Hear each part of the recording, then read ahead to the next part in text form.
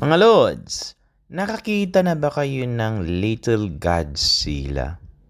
Ayan o, tingnan mo. Mahimbing. Papatulog na yan. Ayan.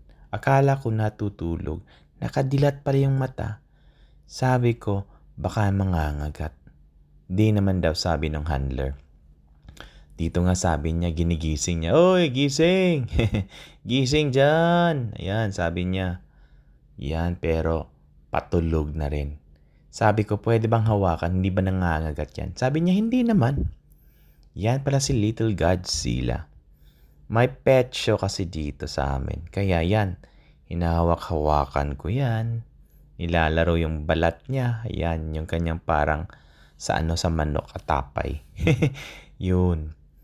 Isa siyang uri ng iguana. Ayan, iguana po yun siya.